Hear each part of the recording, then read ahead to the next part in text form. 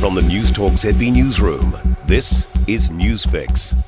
In this update, a homicide investigation continues into Thursday's shooting in Auckland's Grey Lynn.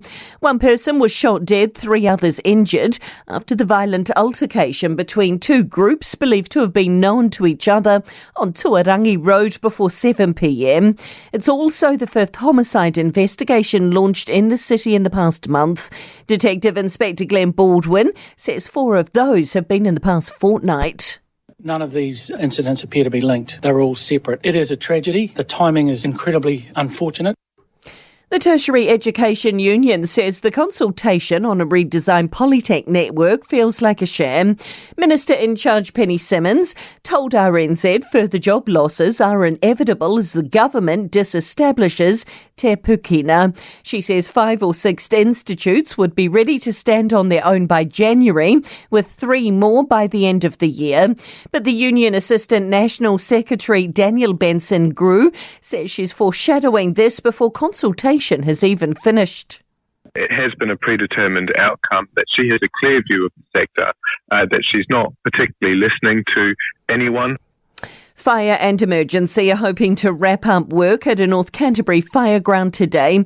The Waipara Forestry fire site was supposed to be handed to landowners yesterday, but fire conditions meant it wasn't possible. Incident Commander Miles Taylor says one of the skid sites was still active, which they're trying to dampen down. He says around 20 personnel will be on site today. Parts of the South Island have woken up to a wet and blustery start to the weekend. An active front is moving up the country today, bringing heavy rain to Westland and will head north to Nelson by this afternoon.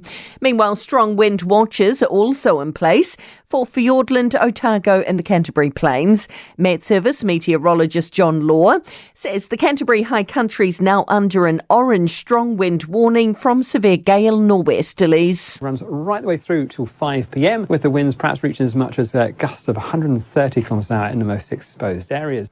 That's news. I'm Donna Marie Lever. To sport, the All Blacks have closed their preparations for tomorrow's rematch against the Springboks in Cape Town.